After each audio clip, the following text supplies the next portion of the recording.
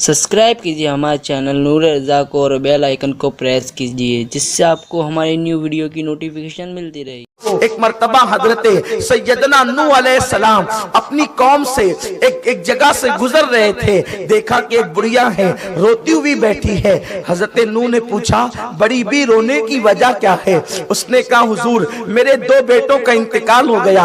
आपने फरमाया तेरे 2 बेटों का इंतकाल हुआ, माई तू रो रही है, वह रोने की वजह समझ में आ गई, लेकिन बता तेरे बेटों की उम्र क्या थी? उस बुढ़िया ने कहा एक की उम्र 500 साल थी, दूसरे की उम्र 550 साल थी। हजरत नूह अलैहिस्सलाम मुस्कुराने लगे।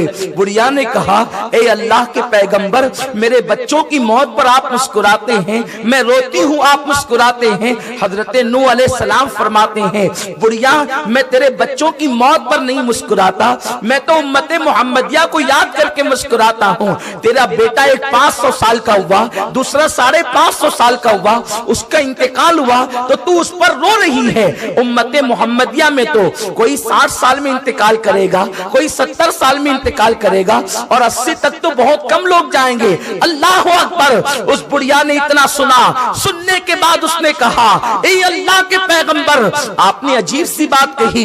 अगर वो 60-70 साल जिएंगे, कुल उनकी उम्र फितरी और तबई तौर पर 60-70 साल की होगी, इसका मतलब वो घर तो नहीं बनाएंगे, क्योंकि घर बनाने की जरूरत ही पेश नहीं आएगी। 60-70 साल की भी कोई उम्र होती है, वो तो यूं ही चलते फिरते गुजर जाएगी, वो तो जंगलों बियाबान में गारो गुफा में गुजर जाएगी।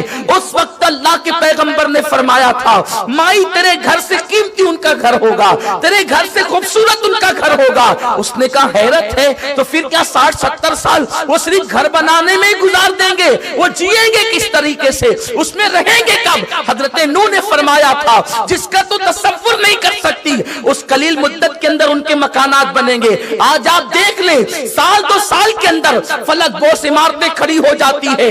ये कुदरत की तरफ से इनाम है, ये अल्लाह की तरफ से अतिया है। कुदरत ने हमारे लिए बहुत आसानियां पैदा कर दी है, लेकिन नेमतों के मिलने पर होना तो ये चाहिए था ये कौम रब की बारगाह में सरबस सुजूद हो जाती, रब की बारगाह में इबादत के लिए झुक जाती, खुदा की फरमाबरदार बन जाती, इबादतों के करीब आ जाती, खुदा खानों को आबाद कर देती, रब के फरामीन पर अमल करती, अल्लाह के कानून पर अमल करती।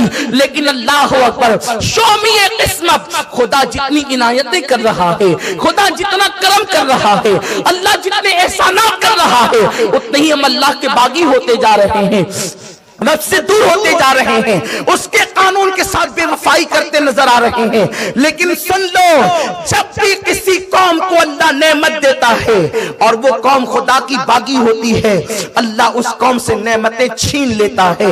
मेरा अल्लाह इरशाद फरमाता है इन्नल्लाह ला युगय्यिरु मा बिकौमिन हत्ता युगय्यिरु मा बिअनफुसिहिम। उस वक्त तक अल्लाह किसी कौम से नेमत नहीं छीनता, उस वक्त तक मेरा करीम किसी कौम से दी हुई नेमत को वापस नहीं लेता, जब तक कि वो कौम खुद ऐसे हालात पैदा न करे। मेरे अल्लाह ने कुरान मुकद्दस के अंदर मुख्तलिफ कौमों का जिक्र फरमाया, मुख्तलिफ कौमों का तस्करा फरमाया। मेरे प्यारे आका सल्लल्लाहु अलैहि वसल्लम के प्यारे दीवानों, कौम शुएब की जिंदगी उठाकर देख लें। कौम शुएब एक मालदार कौम है।